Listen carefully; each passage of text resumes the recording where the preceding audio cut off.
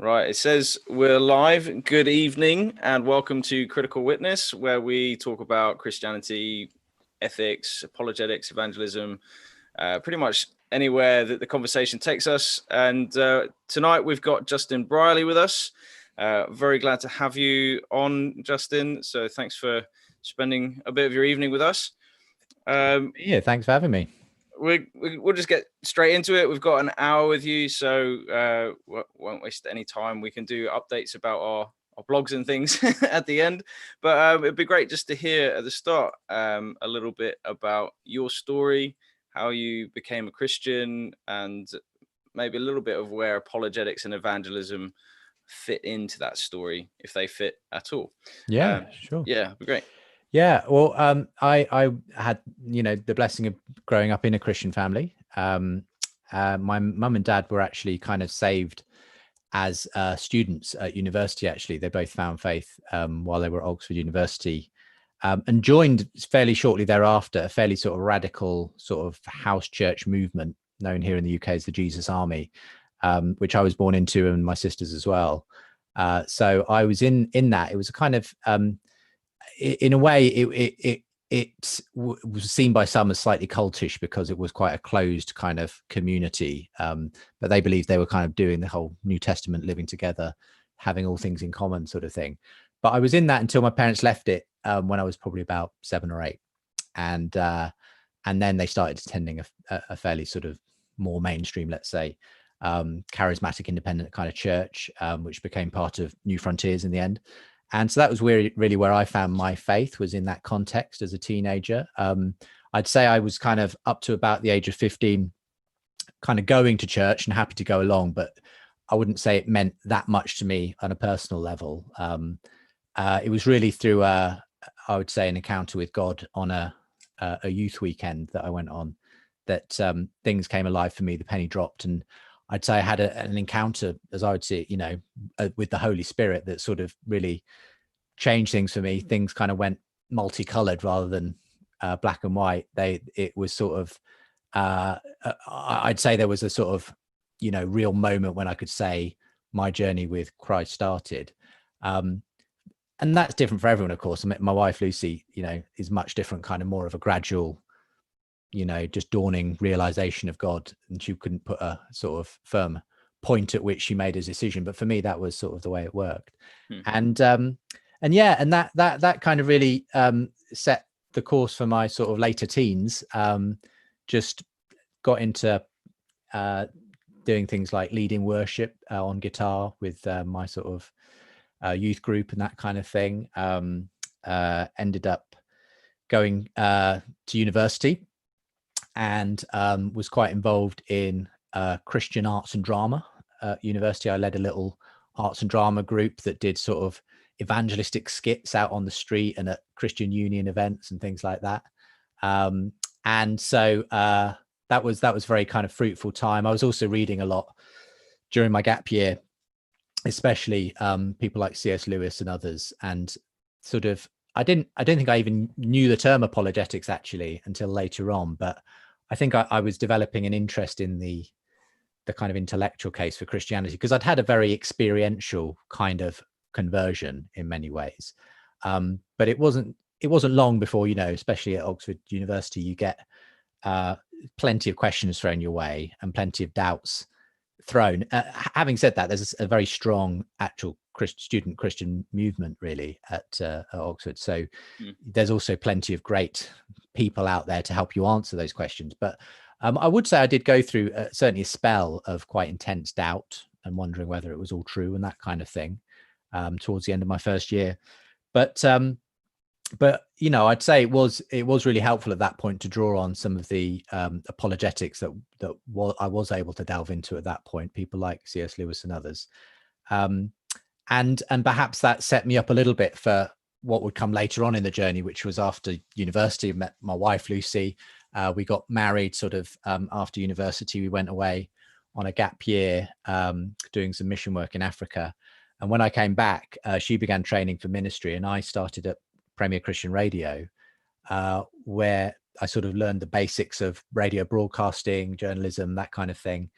and eventually ended up a few years in asking, could I start my own show? And that is what became Unbelievable, which is really an apologetics debate program, weekly program that's been going since probably end of 2005, I think. Oh, lovely dog. Sorry, my dog just entered. Yeah. Came to listen to you. At least we've got one more listener. Yeah, that's it. It's a growing viewership. So yeah, I was interested in sort of trying to break out of the purely Christian bubble of broadcasting and do something that appealed to a wider range of people. And at first I was it was more about helping Christians to understand how to better engage friends and neighbors and skeptical people, because it was primarily a Christian audience that the show was broadcasting to on a Christian radio station. But I was inviting these skeptics and others to come in and do these dialogues and conversations. But then when we started podcasting, and we were fairly early adopters on the podcasting front, suddenly we started to pick up a lot of non-Christian listeners as well, who enjoyed just hearing the dialogue and debate. And that's when it became really interesting, because it became like a more of a neutral meeting place for Christians and non-Christians as a show. And that's where it really grew and ballooned from. So I think of it primarily now more as a podcast and video kind of debate show, as a meeting place for Christians and non-Christians, and it also exists on radio. So it's a sort of it's interesting the way it flipped really over time, from being primarily a radio show to primarily a podcast and video channel, because that's really where the bulk of the listeners and viewers are now across the world, not just in the UK. So that's sort of my story really in a nutshell. Yeah.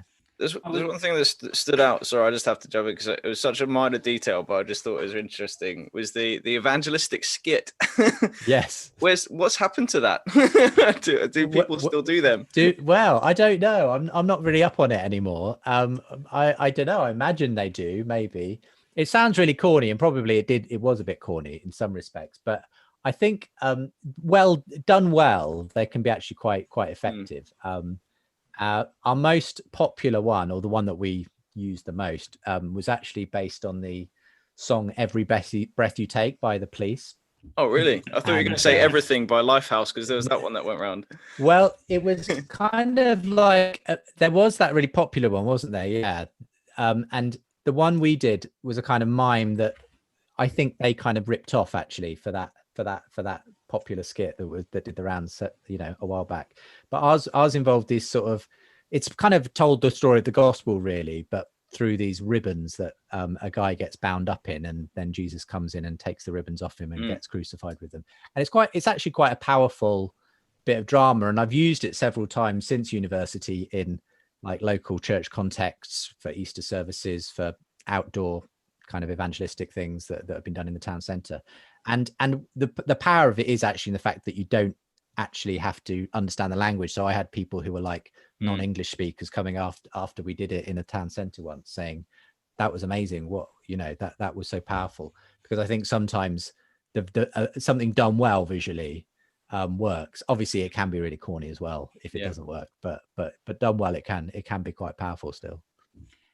Have you been surprised by how popular the show's been with non-Christians? Because I was thinking about you earlier, and I was kind of thinking, in one sense, you're probably one of the most well-known Christians amongst non-Christians, in a sense, from the UK. Like, because given there aren't many Christians in the UK who would have the listenership that you have.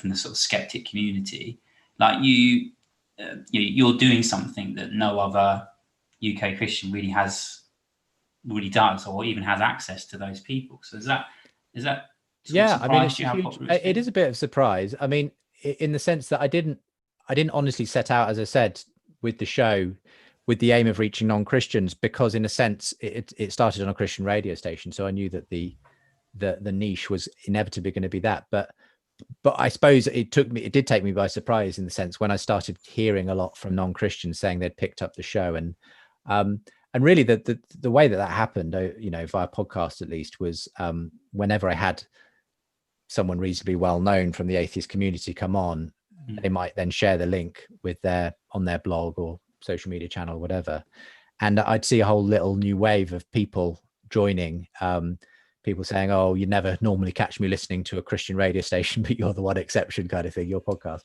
So that was a real surprise and but very welcome, and did I would say kind of change the way I started to kind of pitch the show, knowing that actually there was this audience of both Christians and non-Christians. So it kind of made me actually more aware of my role as trying to, at some level, try to be quite neutral as the moderator, so that people felt like they weren't just coming to a one-sided debate sort of thing, so that people genuinely felt like I was there just as much to listen to the non-Christian and hear their position and have it well represented as the Christian, which I think, in the long run was a really good thing, because actually I think it makes it more interesting for both sides when you feel like you've got someone who's being fair to both positions in the middle. So yeah, it was good. It's a real privilege to have that platform where I'm, where thousands of non-Christians are listening to the show every week. That's really great. It's and I have all kinds of conversations with non-Christians over messaging on social media or email or whatever, many of whom, and it's rarely kind of I've become a Christian thanks to your show, but it's often people who are trying to figure things out, and the only reason I can think that they're listening to my show is because they've got an interest in questions that they want to explore. So yeah, it's a real privilege to be in that position.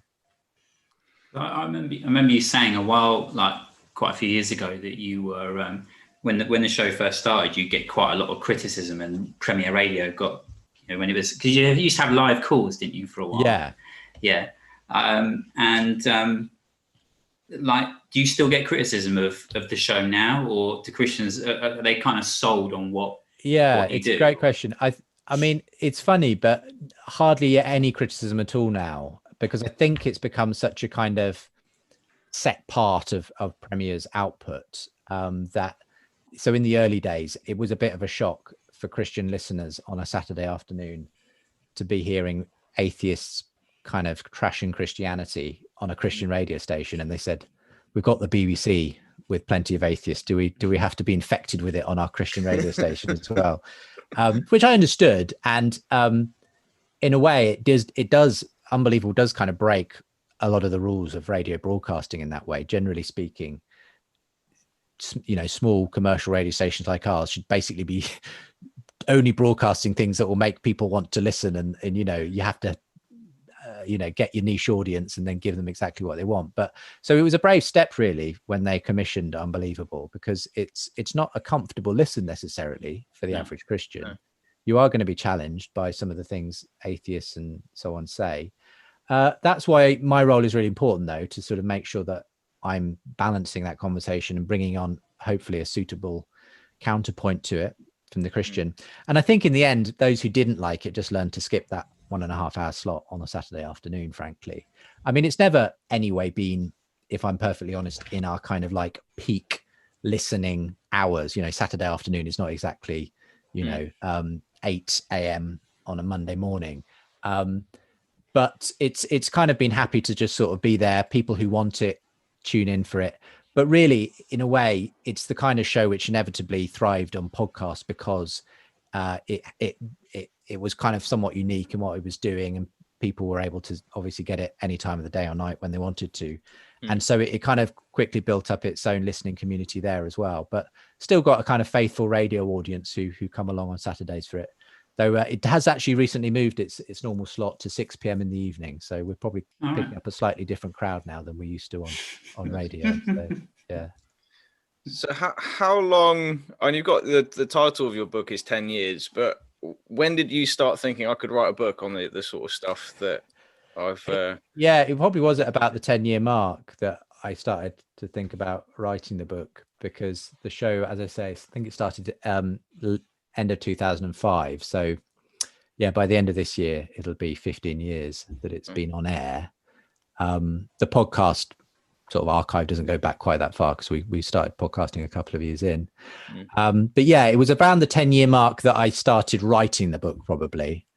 And I probably, and then the book itself got published in 2017. So but 10 years is a bit more of a catchy It is subtitle to the book. 12 and a half years. Yeah, exactly. Doesn't quite have the same ring, does it? Yeah, So you're gonna have to do the 20 years when it's well, exactly. I'll do an updated version in a few years' time, which will be why after 20 years of talking about atheists, I'm still a Christian, believe it or not. Yeah, or it could be the whole Aaron Ra meme. I'm not sure if you've come across that. He was in a debate where he was just lording over Michael Jones of inspiring philosophy. How that there's 20 years that he's been doing this atheism stuff as a sort of I've got the experience. And no one's ever proven God's existence. Oh. So. Not in 20 years. Only 20 years. Wow. Have you ever had Aaron Ra on? No, I haven't. I did get in touch with him once or twice over things, but it never materialized. And to be honest, I'm not massively familiar with his stuff, if I'm honest. No. I haven't listened to an awful lot of his stuff. But you're not missing out on a great deal. Okay. But he does have quite a large online following. So I'm sure. Yeah. From that perspective, it would be interesting. But well, I think he was very much one of those people at the sort of in the heyday, really, of the big atheist blogs, wasn't he? The kind of P.Z. Myers and Aaron Raz, and when Richard Dawkins, when it was the Richard Dawkins website was a fairly thriving place for skeptical dialogue. I think a lot of those blogs have sort of. Well, they may still have a lot of readers and so on, but I feel like the action has moved more into sort of Facebook and Twitter and everything else, social media. So those characters don't quite dominate that sphere as much as they once did, perhaps. Yeah, I mean, that's quite a nice move into your recent video that you released, the one that you did for Spring Harvest, on how new atheism has become old. It would just be interesting to talk a little bit about that. I mean, there's quite a catchy phrase you used, that the culture we have has a meaning crisis. Well, it's not my phrase, really. Where did you pick that one up from? Well, there's a kind of thinker called, I'm not sure if I'm pronouncing this right. Dan, you might correct me. Is it John Vervaeke? I want to say something like that. But Paul van der Clay, who you guys might know, channel. He's we'll go with that one. He's that one. he's frequently vlogged on this, but he's also referenced Vervaeke as well on this whole idea of us having a crisis of meaning. So to some extent, as one person said on Twitter, I was just compressing 3 years of Paul van der Clay into one 40-minute video. Okay, really. I saw that comment.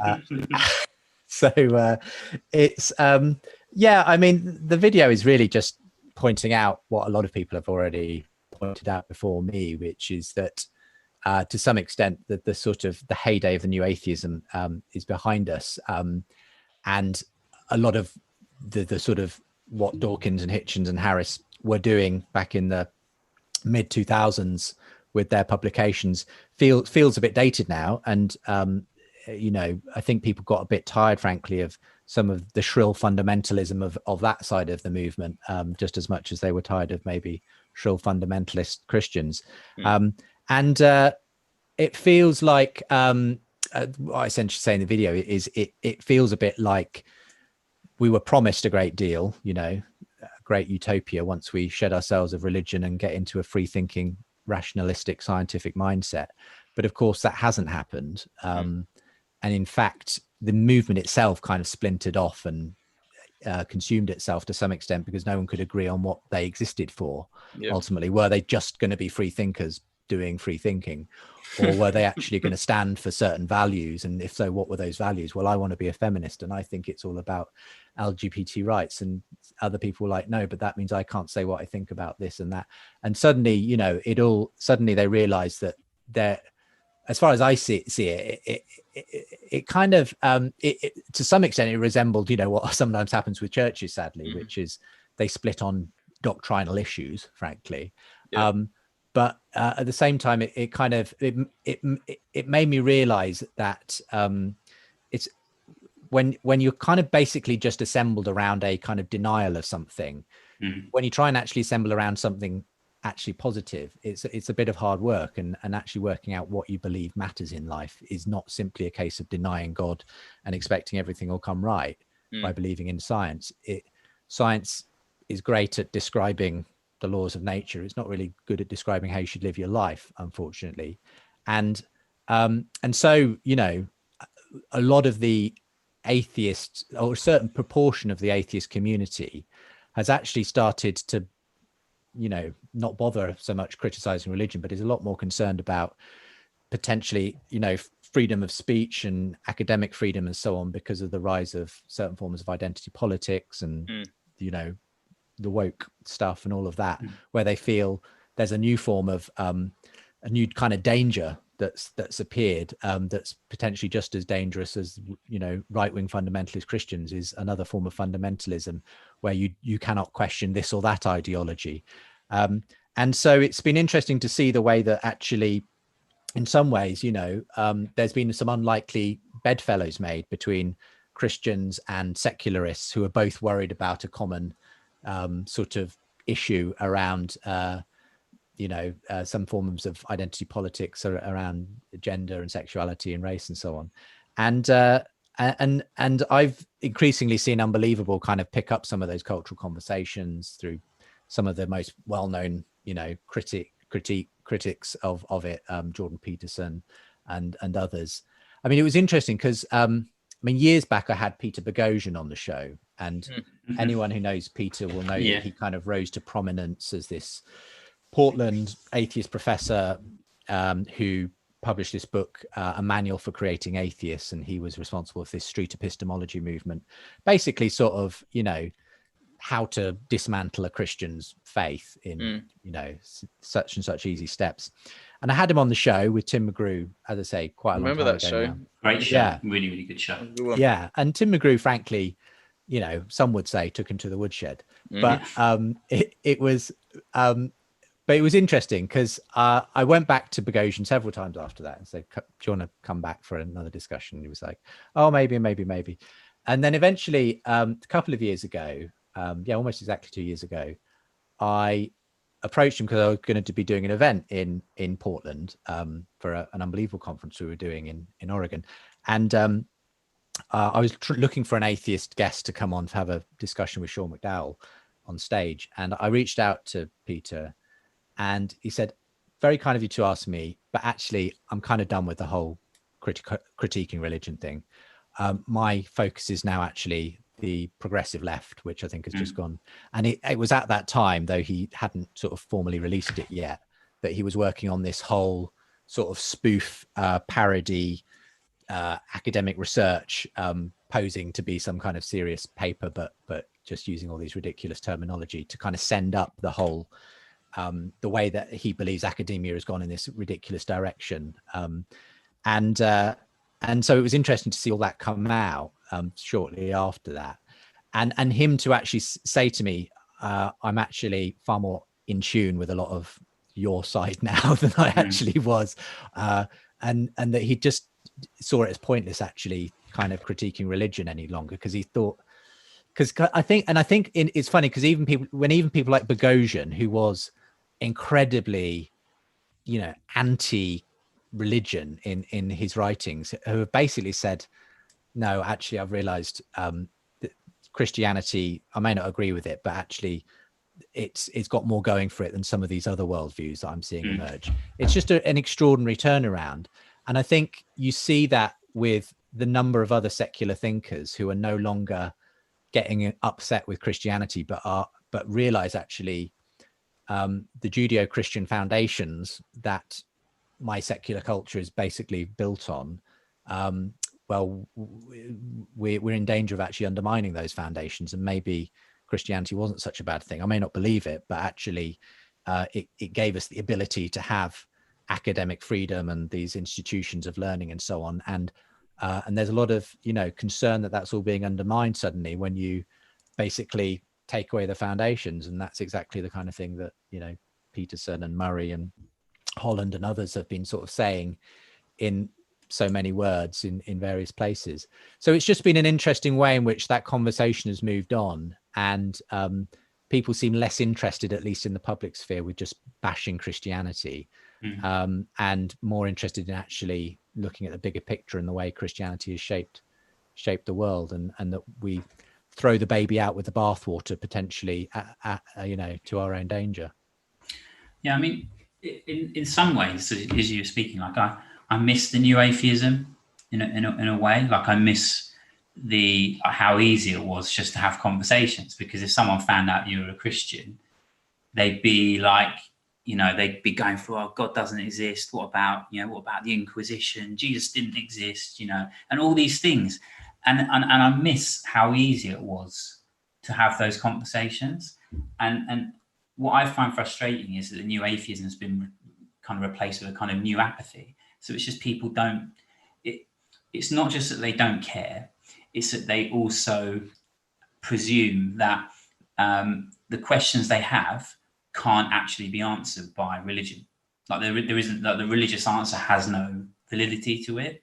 And so they've kind of just sort of, all that's left, there's sort of that vacuum that's left. And it's not, Christianity it's not even perceived as having a valuable response to that. I don't know. I might disagree with that slightly, in as much as, firstly, I think, there are plenty of enclaves of new atheism that still exist, especially online, where, you'll find many people who are happy to still have a debate with you on those sorts of issues. But at the same time, I've sensed a new openness in some quarters, at least, to Christianity and to having a serious conversation about it. I agree there's a lot of apathy out there as well, but I think there's also a kind of this crisis of meaning is actually the reason why Jordan Peterson attracted thousands of young men all over the world, and his book sold in the gazillions, is because there's a kind of, he was scratching an itch, and it was an itch that he, in his own quirky way, said the reason Christianity has provided so much meaning is because it tells this fantastic story that is all about meaning, and he's been very much a critic, of the new atheists and the kind of the supposed meaning that their kind of world without God leaves you. Now, obviously, it's all shrouded in a little bit of sort of Jungian philosophy and a sort of, is it just useful rather than true and all of that sort of thing. But I think he has at least opened the door, and others like him, to an actually interesting conversation about the value of Christianity and belief. The question is whether it leads on to, an actual encounter with the living God. As that for me is where I want people to end up in all of this. That for me is the natural end point of all this. But even where it doesn't necessarily, it still feels like the culture has at least gone away from that very kind of simplistic approach towards religion to something that feels a little bit more nuanced. Now, that might just be because I'm tending to notice those conversations more, and naturally have the show has sort of been in the orbit of people like that more.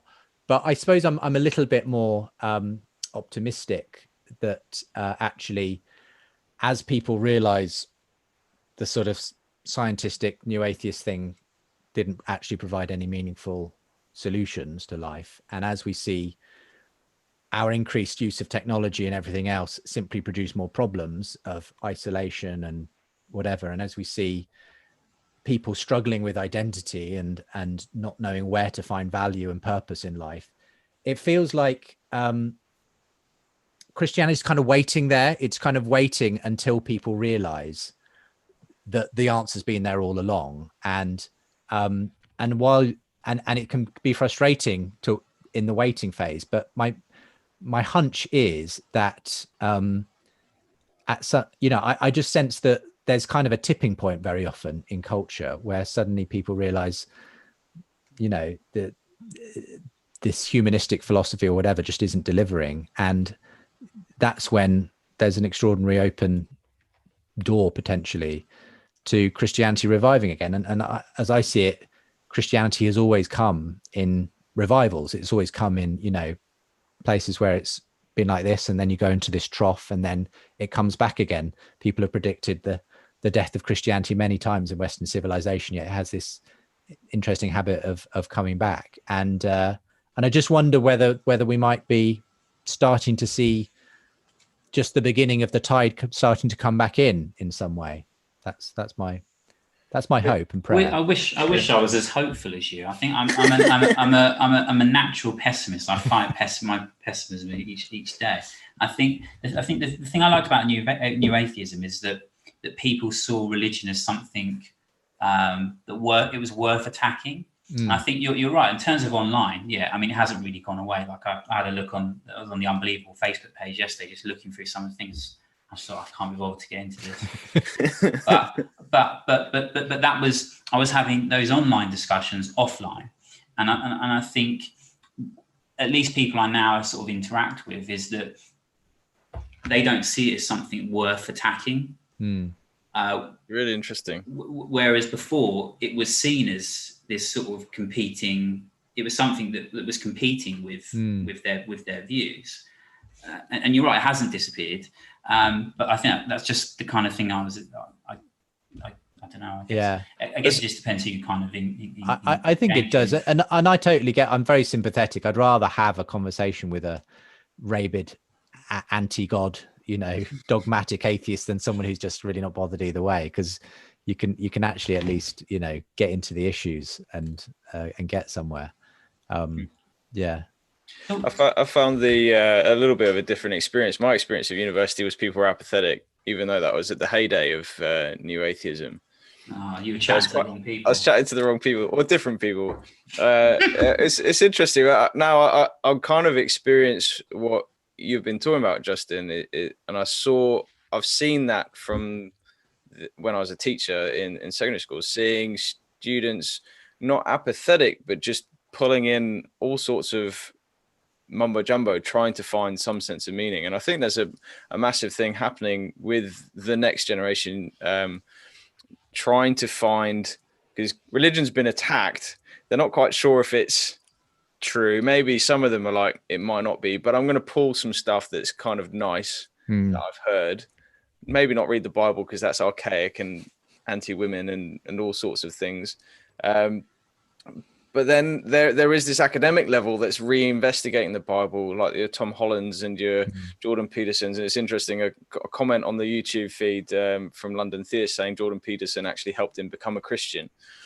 So there's I would say almost the academic side has shifted.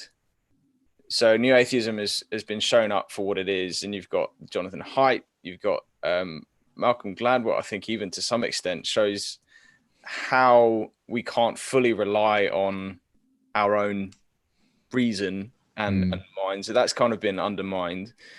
And then you've got people like Francis Collins. We talked to Sygart last time, just talk about science actually pointed him to God. So there's a narrative that's shifting in academic levels, but in less academic levels, the attack on Christianity is going on very differently. I mean, I'm seeing things like, especially from the woke angle, that Christianity is this white supremacist religion that has to be deconstructed completely.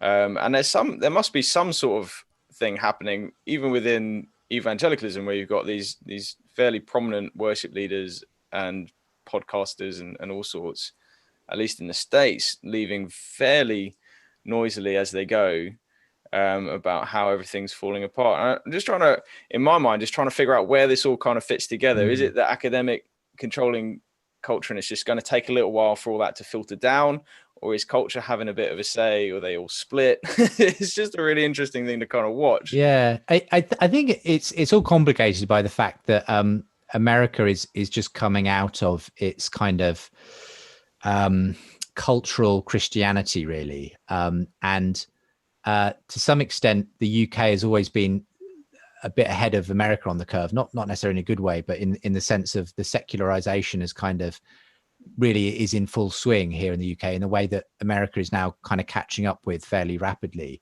And so the place of religion, of Christianity specifically in America has increasingly been coming under scrutiny and threat.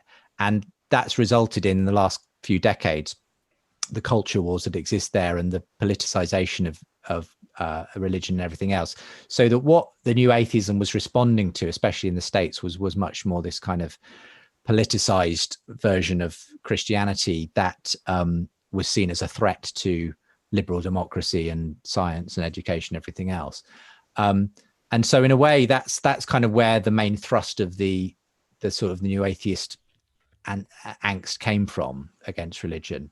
And I think as the even in America, I think I've seen a significant shift, so that there's less of those concerns kind of bubbling up in the public arena, at least around teaching creationism in schools and that kind of thing. It's just not such a big deal. And I think in that way, the concerns have shifted into a different kind of sphere, where actually there's just less. People are more kind of concerned, I think, about whether the progressive left-wing ideology is potentially more of a threat than, as I say, the sort of fundamentalist Christians are to what's going on. And so I think in a way, I'm grateful for the new atheism, because I think what it did is it forced the church in the West to think about what it believes and to kind of kept it on its toes, frankly. And when I've seen, various stories of prominent people, worship leaders or whoever, leaving the faith, the fact is, I think what they're leaving is a form of Christianity that they realized didn't hold the kind of intellectual weight that it needed to.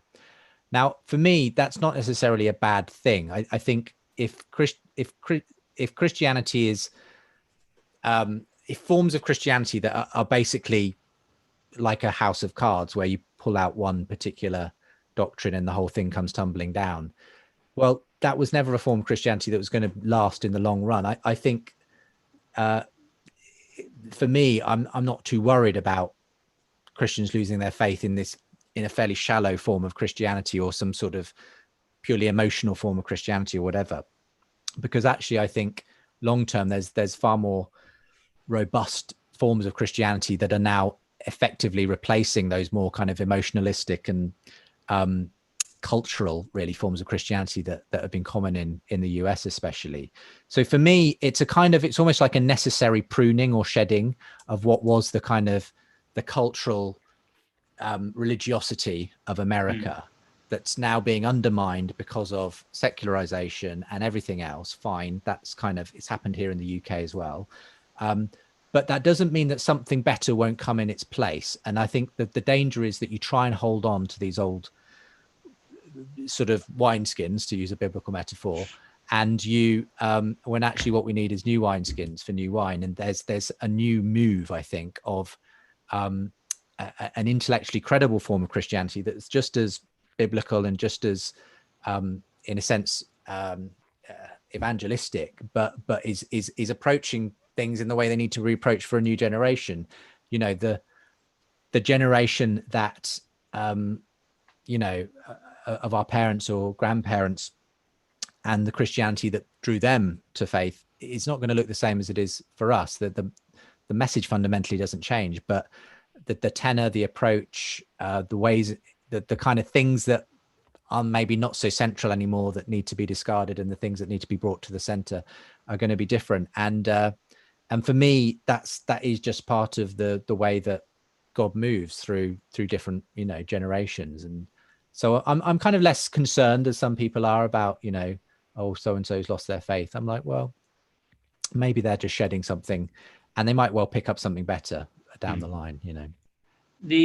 So you just reminded, when you were talking, then you made a really good example of why people like Peter Boghossian have kind of shifted in a sense, because you mentioned like creationism, and I think when there was a sort of late 90s, 2000 stuff where people were trying to get young earth creation into schools and things like that. And I think what people realise now is that that was kind of focused on, you know, some states in the South and the Midwest and stuff like that. But now, in terms of the greatest threat to science, is not young Earth creationists.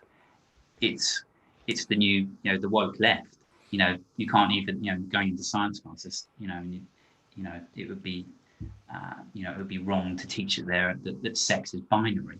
You know, those sorts of things that have been basic, you know, have been known for over 100 years. So you can see why people like Peter Boghossian sort of look, this is actually that's a much greater existential threat than young Earth creationism. Yeah, but and the big difference is that stuff, you know, the fact that J.K. Rowling gets upset about women being referred to as people with cervixes or whatever is, and that she's not allowed to say that any longer, is much more threatening, because that's the mainstream. Whereas the Christian fundamentalist young Earth thing was just some wackos trying to get their way in a few little, you know, district school states or whatever. Yeah. This is like the mainstream. This is now the majority opinion, or so it would seem very often from the way that academia and business and everywhere is moving. And I think they're like suddenly like, how did that slip in the back door? We were worried about this little thing going on over here, and there was this whole juggernaut moving in.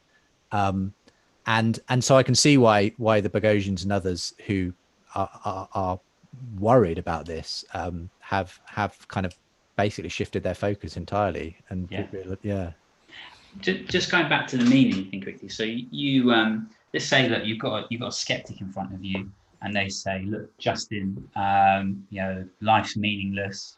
You know, I want my life to have meaning. What does Christianity offer? Well, I would say it offers what it says on the tin, Jesus Christ.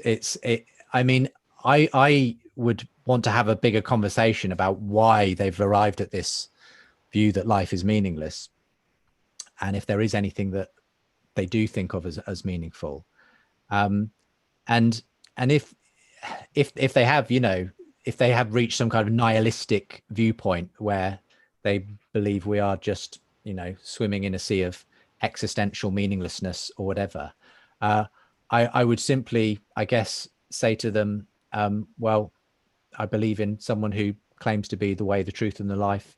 Have you thought about looking at him, his life, the things he said and did, and the way that his life, death, and resurrection have given a meaning and a purpose to many, many people beyond? I suppose it would be simple as starting at that point and encouraging them to consider the claims. In some ways, you know, I think potentially you're starting at a really good place with someone who's admitting the meaningless of life. I think the harder thing is actually people who say, oh, well, I don't need your meaning because I've got my own meaning. And we can all have our own meaning, don't you know? That's, I think, the harder thing to actually butt up against, because then you're having to kind of do the hard work of trying to, I suppose, undercut their view of meaning and why you don't believe it ultimately does amount to a truly meaningful kind of way of looking at life, and so on. So someone who says life is meaningless, at least you've got the point at which you can hopefully start to point them in the direction of, because I'm kind of assuming that the fact that it's meaningless depresses them in some way, that it kind of, that's a bad thing.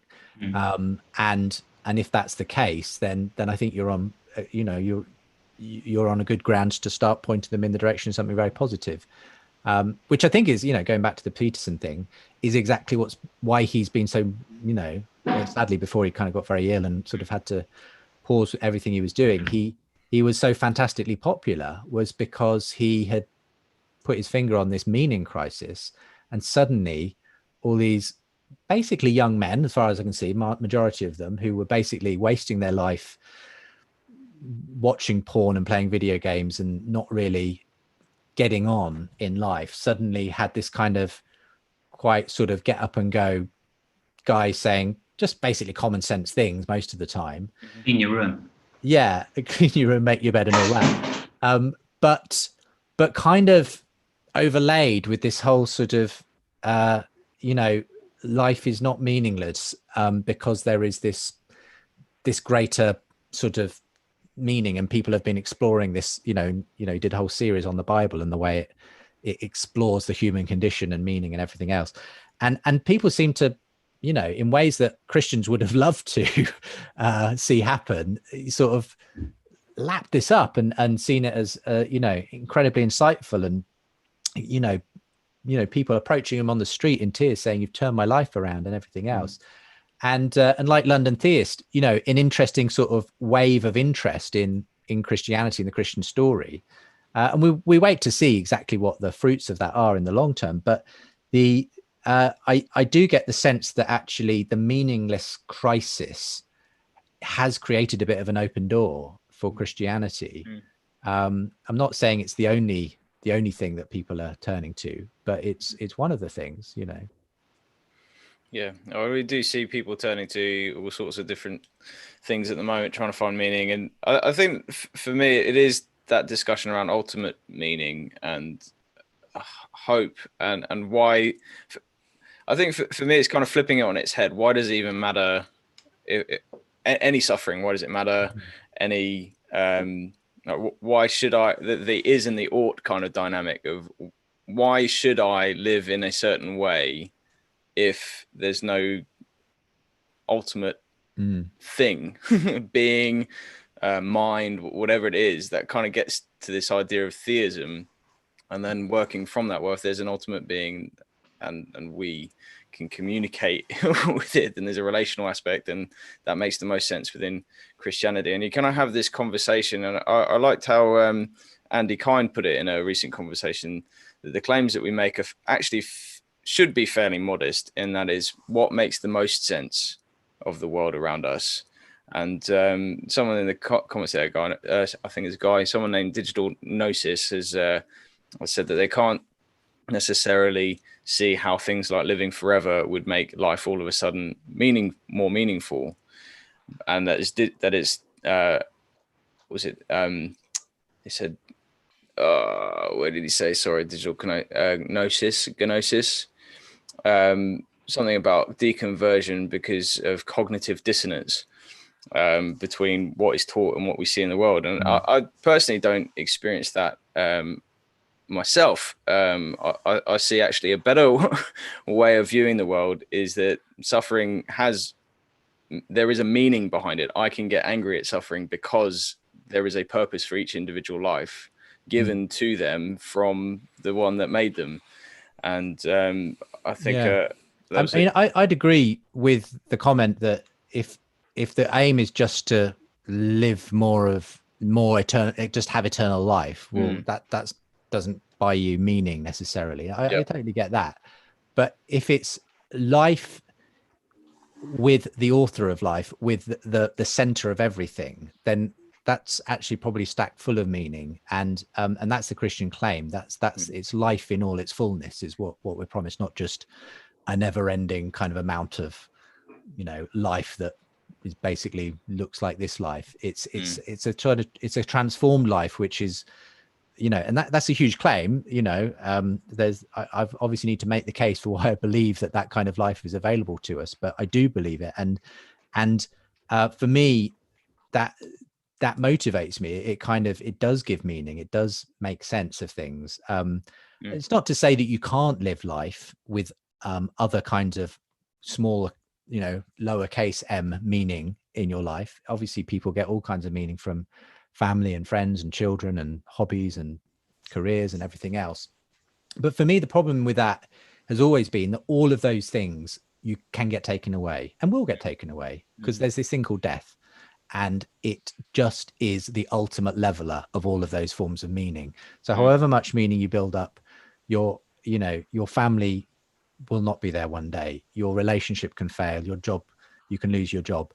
There are so many things. And the question is, are you building your life on something that actually transcends all of those smaller m meanings? Because if you're not, then you will end up basically, there will come a point at which you have lost meaning. And for me, the extraordinary thing about Christianity is that people who have literally nothing can still live lives of joy, purpose, and meaning because they've got this different kind of meaning in their life, this thing that transcends all of it.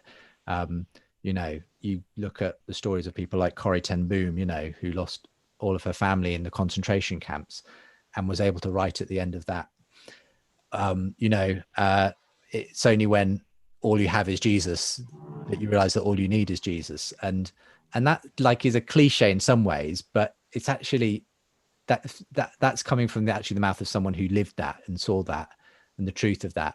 You know, and the Apostle Paul, when he writes, what can separate us from the love of God? Can shipwreck, famine, the powers of this earth, anything in heaven or earth? You know, he kind of realized that this thing called the love of God in Jesus Christ somehow transcended every circumstance of life. There was no circumstance in which we could be separated from this ultimate source of meaning and love.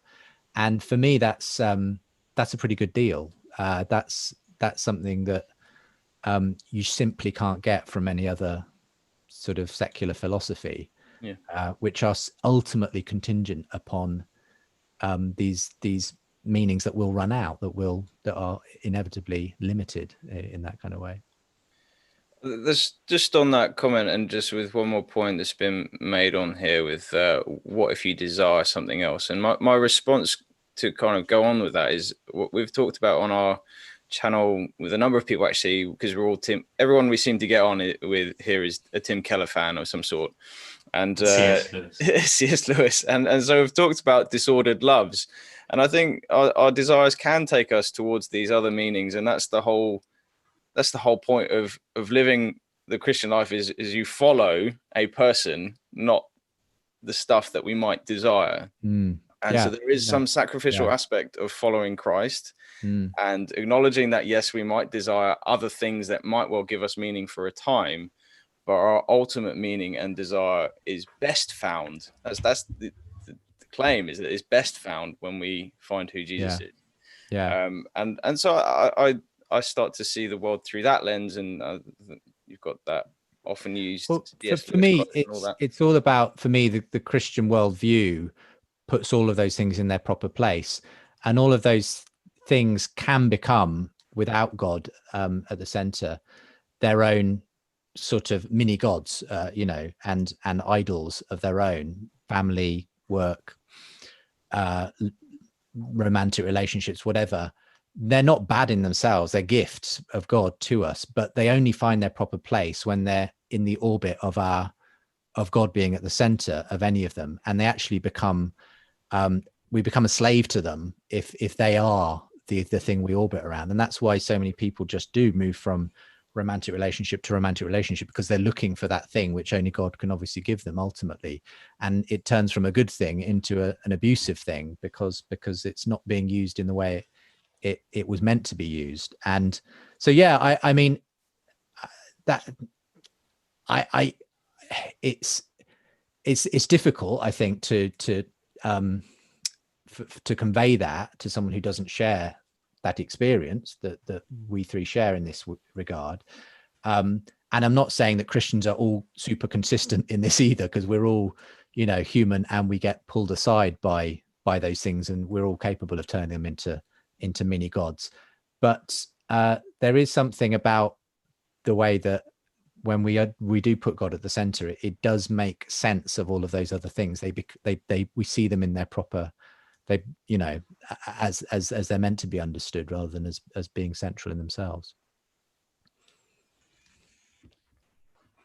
You got a couple of questions, Phil, from the live feed. Yeah, I've got a couple more on my paper as well, but there's a few going on in the chat at the moment. But one directly straight for you from London Theist was for Justin. What are your 3 favorite arguments for God's existence? So in terms of sort of purely intellectual arguments for God's existence, I've always loved the moral argument because I've always felt it's a very intuitive kind of an argument. Essentially, the way I make it in my book is starting really with the idea of human value. How do we explain the concept of human value, which is set out in things like the Universal Declaration of Human Rights. Why do we come up with these particular ways of valuing humans that we say are, inalienable rights that we're all born with? Where did that idea come from? And I think it comes from the only way to really ground that idea is in the Christian worldview, which says that we're all made in the image of God, and it gives us all infinite worth and value. I don't see any way to ground it. I've never heard a convincing way of grounding that idea in a naturalistic worldview. So I think that's a very powerful argument for me. That's a very powerful argument that if we agree that there is this thing called human rights and human worth and value and dignity, that's a very powerful pointer towards a God who makes sense of that belief. Obviously, if you want to deny that, as many atheists do, fine, but it goes against all the ways we actually end up treating each other in our society. So that will be one. I've always enjoyed, found very fruitful sort of cosmological kind of arguments, not just the sort of the well-known William Lane Craig type ones, but I just find the concept of why is there something rather than nothing, why is there anything at all, it just seems so fundamental, and when you think about it, kind of obvious, but we don't even ask the question most of the time because we're a bit like fish in water. We don't question the nature of the stuff that we're swimming through, which is time, space, reality. It's like, why is there a reality, a physical reality? Didn't have to be this way. There's nothing about the universe that says it had to exist like this or that it had to exist at all. And so it kind of poses the most fundamental question you can pose, which is, why is there being rather than non-being, non-existence? For me, once you sort of put that pebble in someone's shoe, it can have interesting results, because I think it does pose an interesting question of why we're here, and since we are here, where did here and all this come from? And I find quite compelling a lot of those philosophical arguments that say you need to have something like God for any of this physical stuff to make sense, because the physical stuff is all entirely contingent, to use the philosophical wording. Whereas you need something that is, necessary, like a necessary cause to start it all off. So that's just a long-winded way of saying some of those sorts of arguments about where did it all come from, I find quite compelling. But I think kind of in a way the argument that I think gets used less, but is actually quite important as well, is just that argument from purpose. And it's not one that you can put in a philosophical sort of logical set of arguments quite so easily, but it's simply the fact that we all have a sense of longing for something beyond ourselves, for life to be about something, which we've already talked about a bit already. And the question is, if that's something that we all seem to experience, is it really the case that evolution has just played a horrible trick on us and given us this sense because it wants us to procreate and pass our DNA on? Or actually, is there a real reason why we have this sense of a longing for us to be part of something bigger? And again, I find Christianity a good explanation for that sense of longing and desire for transcendence and so on. C.S. Lewis, again, who I quote all the time, put it very well when he said, a duckling feels the desire to swim. Well, there is such a thing as water. People feel the desire. People feel hungry. Well, there is such a thing as food. People have sexual desires. Well, there is such a thing as sex. And if I find in myself a desire which no object in this world can satisfy, could it mean I'm made for another world? And I find that quite a powerful argument, that there's something deep within us which is looking for more. And I think that's actually, frankly, more than the moral argument and the cosmological arguments. That's actually the thing that most frequently draws people towards God, that sense of there must be more to life than what I'm living for right now. So yeah, I think that's probably the most powerful of all. Yeah, I mean, Christianity is very good at explaining the things we already know. In that sense, like we seem to know that there is a sort of moral fabric to to the universe, that individuals have meaning as well, that evil, there's something, evil is not just a privation. So there's something genuinely bad about evil. There is a good, all these sorts of things is, that you want to have meaning, you want your life to have a purpose, those type of things that you get, that sort of sense of awe you get when you're in a mountain range or looking at a sunset. Why do you get that feeling of awe at the universe and those sorts of things? And Christianity does seem very well suited to providing an explanation for those things. People don't always find it persuasive, but it certainly offers, Yeah, I'd say, and the way I put it in my book, and the way as Andy kind of obviously said, I think it's important that you don't overreach, and we're not saying it's a slam dunk win for Christianity and you're a fool if you reject it. Yeah. We're just saying something more modest, which is, from all the data we can see in the way when we look outside and inside ourselves, it seems consistent. Christianity seems more consistent as an answer to all of these pieces of data than the naturalist account of the world.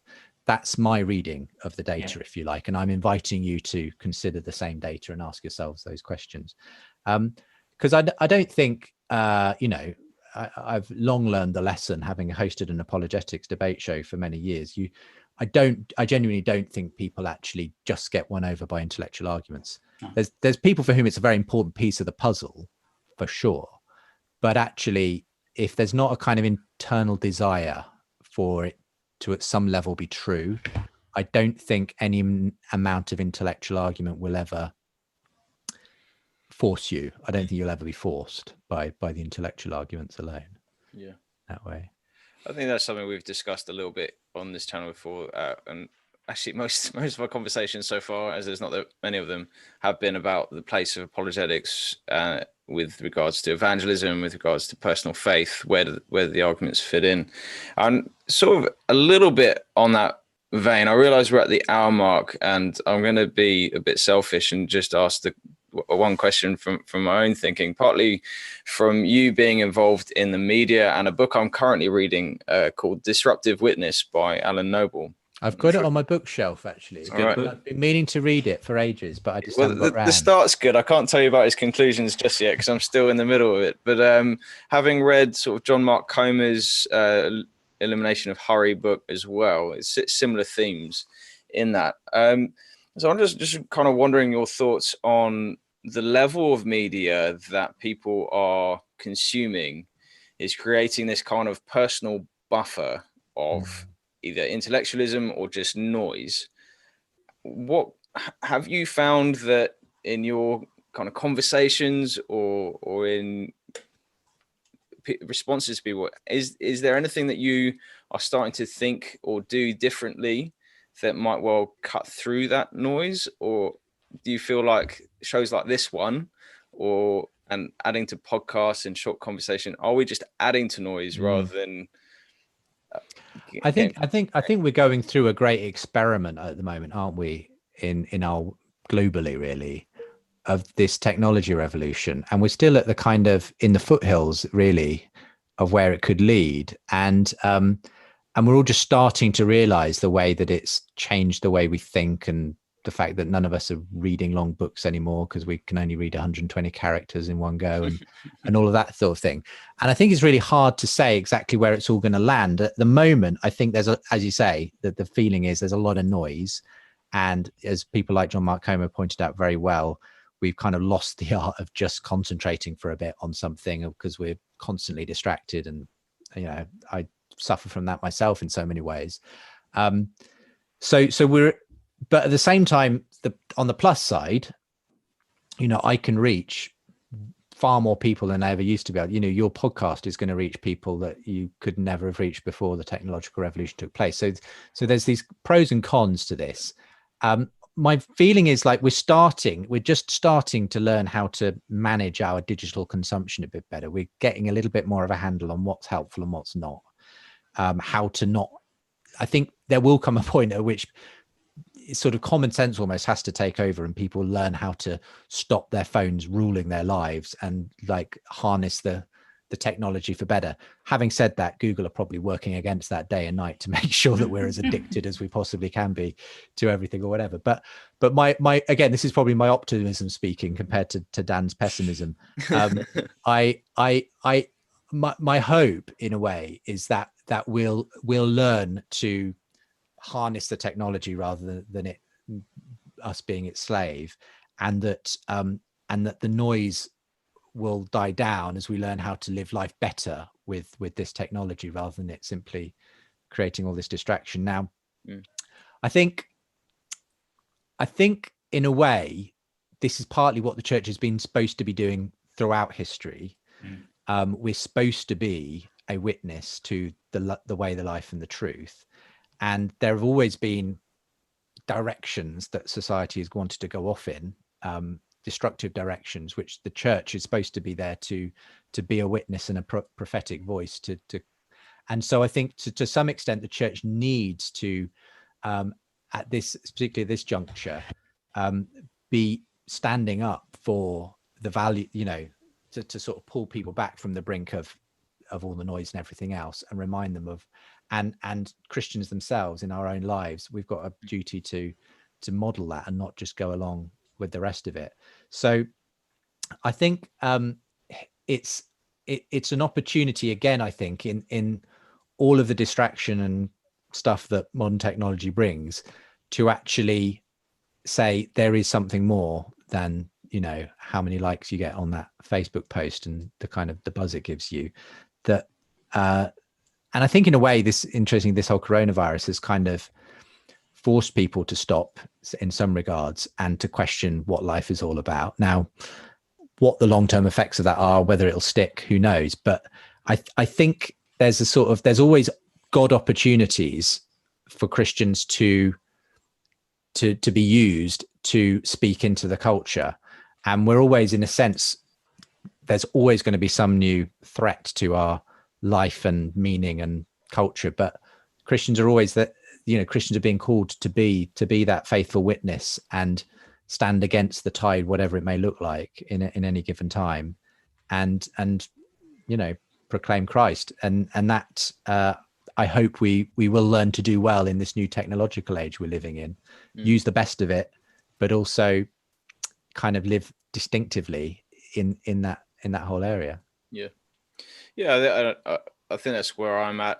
But it's interesting seeing the rise in all this mindfulness stuff and where the church can reach out in that. It's also what I find, I'm just listening to the arguments for God's existence and things like that, how the arguments across the internet are very much intellectualized, but there is something, and maybe there's a sort of, not a market, but there's a gap there that needs to be shared. The story of Christianity, of people's lives, of people's experiences, of people showing how to pray. Even I don't see that at all, the sort of discussion about prayer in apologetics and evangelism. And it's that invitation of, well, if God exists and he is the Christian God, then it's a relational God who's come through Jesus, and you can ask him to show himself to you.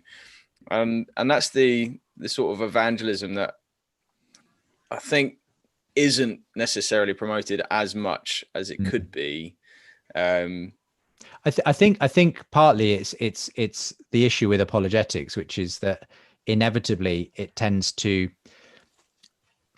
be the debate tends to be most in the areas where Christians and atheists can at least agree on the principles of whether there is evidence for something, whether the beginning of the universe or whatever provides evidence for God, because and I think that's why it tends to remain in that intellectual sphere, because at least there's a kind of common ground. As soon as a Christian starts talking about prayer and the presence of the Holy Spirit and things, most secular atheists sort of just turn off and say, oh, now they're just talking religious mumbo jumbo.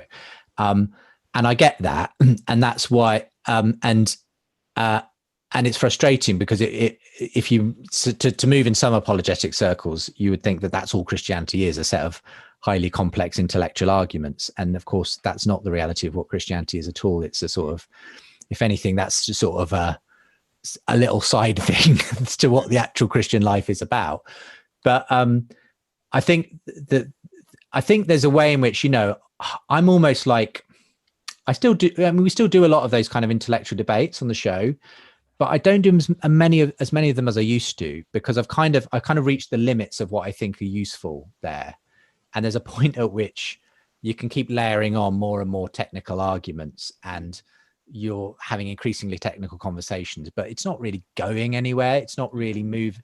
There's like something else has to happen, I think, for most people.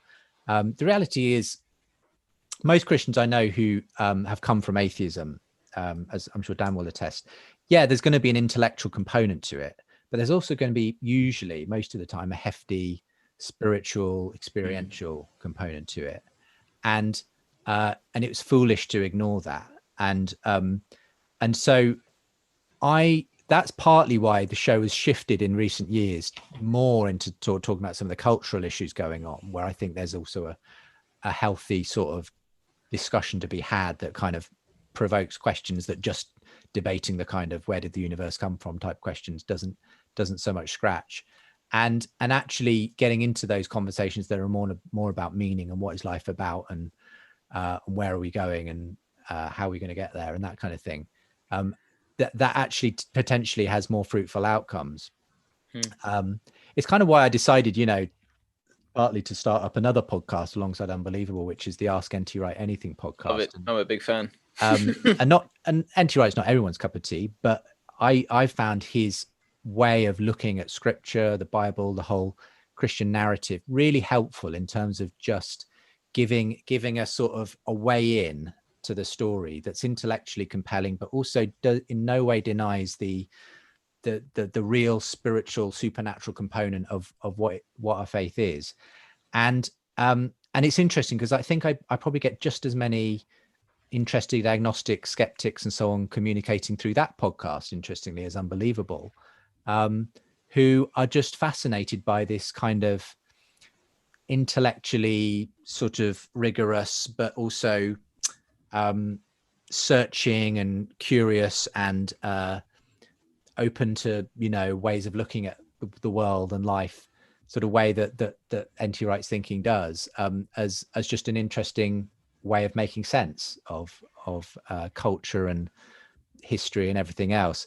So I think it's apologetics is great for a certain period, but I almost think like people sometimes need to move on just beyond those kind of pure intellectual type of arguments, because it's very meager diet in the end. You don't really grow up. You don't get very nourished if that's all that it's about in the end. I like talking about that sort of shift that you think that the show has kind of taken. What I know I really enjoy, and I know a lot of people like, is the big questions that you've been doing, and that is great. Like, I went along to the Brett Weinstein and Alistair McGrath one, which I really enjoyed, and that's been incredibly popular. I mean, I looked at some of the views that you've got on YouTube for that, and the questions you've been asking there have been very along the lines that you were just describing. Yeah. How did that get started? Well, the big questions, the big conversation actually. It's fine. No, it's funny because we're about to launch a kind of a kind of additional, late, probably towards the end of this year or just after. There is another thing called the Big Questions coming from Unbelievable, but that's a slightly different thing. I was preempting it. You are, yeah, prophetic. The big conversation really started about 2 years ago, because we were very fortunate to receive some funding from the Templeton Foundation, and we wanted to sort of really kickstart the video side of what we were doing, and it was a grant that enabled us to put some funds into really getting that going, the video side, reach a wider audience through digital marketing and so on, and also just attract some big names, quite frankly, and that was great. It kind of really gave the show a huge boost, producing this special kind of series within a series. So the Big Conversation from Unbelievable, as I've sometimes called it. And we were kind of, lucky, though God incidence is probably the better word to use, that Jordan Peterson was my first guest on that opposite Susan Blackmore, and that really, very good. Put the series, off on a really good footing, because that was hugely popular when we released it online, because it was just around the time Peterson was blowing up. And I don't know if I'd been able to, I just managed to secure him before he went stratospheric, basically. So I got him just in time, and probably would never have got him thereafter. But that kind of suddenly brought in a big audience interested in those kinds of questions that Peterson was asking anyway. And then we were able to sort of surf on that tidal wave of good feeling with subsequent shows with people like Daniel Dennett and Darren Brown and Peter Singer as some of the non-Christians opposite people like John Lennox and Alistair McGrath and all those other names that we've had on the big conversation. So that's been really good, and very much about asking those big questions around meaning, and but also kind of doing sort of some pretty in-depth scientific-y stuff, when we had like William Lane Craig opposite Sir Roger Penrose to discuss God and the universe. And I just love being able to bring interesting people together that haven't yet sat down to have a conversation and see what happens. And frequently they're fascinating, like that one was. Very sparky sometimes, Tom Holland versus AC Grayling on. That was great. I've listened to that twice. I love it. It's that was such fun to be in the middle of. And just think, like every 5 minutes I was thinking, oh, that's going to be so good on YouTube. Yeah, it was good fun. So yeah, we're working on season 3. Probably won't start airing those until the new year, till 2022, 2021 even. But yeah, we're glad to say there's another season of the big conversation in the pipeline, possibly done in this kind of way, sadly, because of the current situation as it stands. Harder for people to fly in from the USA these days, but yeah, we're certainly looking forward to producing something. Are you allowed to say who you've got on? Any? Not really, partly because there aren't many booked in as yet, but there's some interesting conversations with various people. So yeah, we'll see what lands. I know we're gonna have to round up soon. I know we've had enough a lot of your time already, but I just had a couple of quick questions. Favorite guests, and favorite shows that you've done. Do you have any? Do you have like?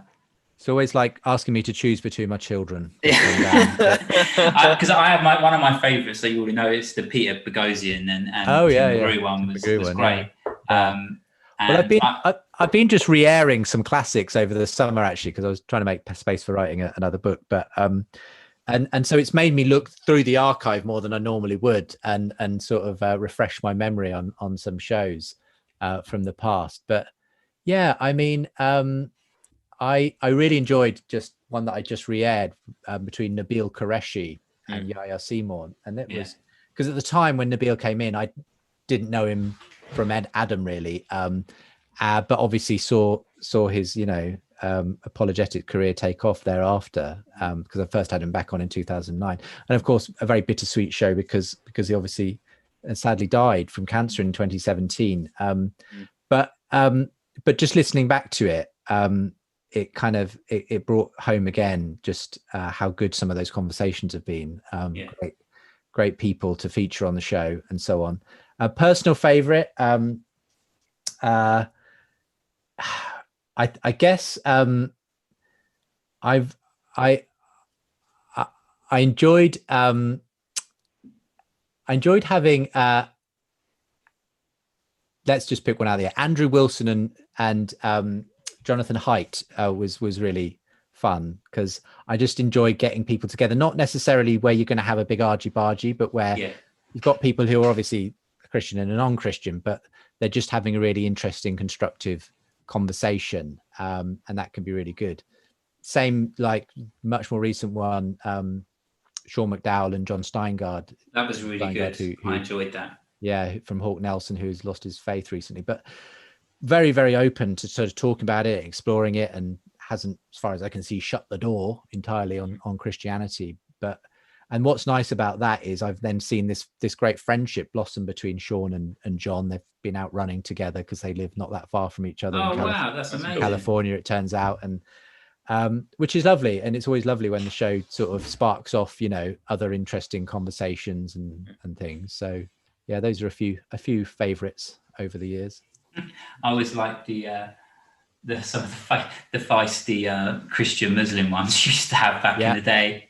Some of those you'd be like, oh, I've got to stop listening. It's going to end up in a fight or something. Justin must. But they're memorable. I don't know if they're my favourites. No, they're definitely memorable. Not a favourite, but they're like I remember the one where I probably was wrong to try and put them together, but I had James White and well, no, I'm not thinking of that one actually. There's Smith. Well, those were always feisty, but the one that really got out of hand was when I had a Muslim, and it was on the subject of did Muhammad exist? So you can imagine. Oh, I know who you mean. And the name's got out of my head. The Christian guest though. I know who you mean. He runs the website Religion of Peace. Anyway, it got out of hand because they were both just lobbing insults in the end at each other. Fortunately, one of them was on the phone and one of them in studio, so it couldn't come to actual fisticuffs. But I had to at one point just pause the recording and say, guys, I'm not going to be able to air this if you're just going to be, you know, basically having this argument essentially, and lobbing insults at each other. So we sort of, I just had to calm it down. But lots of people said when they listened back to it, I couldn't get through that one, Justin. It was just too antagonistic too, you know. So yeah, it doesn't always go well. Cool. We usually end with a question of who should we look out for, names that we might not have heard before, but you've come across in your sort of circle of influence, as it were. Are there any names, be it authors or podcasters or just people to look out for up and coming? Yeah. I mean, chances are you will have come across these because you move in very similar circles. But for the wider audience, I've really enjoyed featuring once or twice a young, fresh writer called Esther O'Reilly on the show, who's a great, you know, very, very good writer, thinker, who's having some interesting conversations in these same areas we've been talking about around Douglas Murray and Peterson and others. She blogs as the young fogey on Patheos, and she had a great conversation with Douglas Murray at the very start of this year. Actually, I think I saw that. I haven't watched it yet. Worth watching or listening back to. So there's Esther. I think you're having her on actually, but Claire Williams, who I haven't yet had on the show, but plan to at some point, who's a great young apologist. I really like Christy Mayer, who I think you've also got lined up. As well, hopefully coming. Yep. And yeah, lots of sort of. I think there's some really great, very creative folk doing much better, frankly, than me now. Stuff on YouTube and elsewhere. You know, Cameron Bertuzzi on Capturing Christianity has established a really fantastic platform. Kind of very much to some extent in the unbelievable mold, but doing his thing in a really great way. You already mentioned, I think, Michael Jones, Inspiring Philosophy. So I just think there's a great, when you look at some of those folk who are coming through, you know, in their, you know, a younger generation, if you like, of apologists, who I think have just really taking up the mantle to kind of answer the kind of to be a presence online, especially, and putting out some really significant content. It's very encouraging in that way. So those would just be a few. Probably I'm not mentioning anyone that's you guys aren't particularly familiar with yet, but yeah, that's a few. They're all good people. All good people. All good people. I think Esther O'Reilly is the one that I've only just sort of clocked on some of the circles, but I haven't really heard her. So I'll definitely look out for her and what she's doing. Just I realise we've shot over the time by about 25 minutes, but it's been a pleasure to chat. And well, when your new book comes out, we'll have you on again. We said that to a couple of people now. There's going to be a whole stream of books coming out in at least a year's time where we're going to lockdown books. They'll be called, won't they? That's it. Yeah, it's the way to write it. just just want to say thanks for coming on, and it's been thank you. Thanks for having me on, guys, and all the best with this new podcast and video channel. And I support the endeavors, and look forward to hearing and seeing more of what you've got to come. Cheers. Feel free to sign off. I'll just sign off on the YouTube, and then or if you disappear, then we won't be too offended. No worries. Thanks, Justin. It's really sorry for keeping you a bit longer. No, it's no problem at all.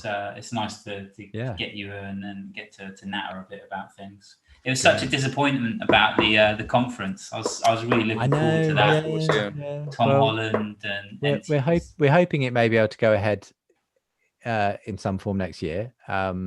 So obviously the chances are we will be doing a lot more online live streaming type stuff anyway going forward. I think that's just proven itself as being the way things will be and continue to be for a long time. But we're hoping obviously to get back in person with some conferences going forward, but we'll see what we can manage. And if you want to check out the show, if you're not familiar with the show already, just type in Unbelievable Justin Brierley. You'll probably come up with some links on Google.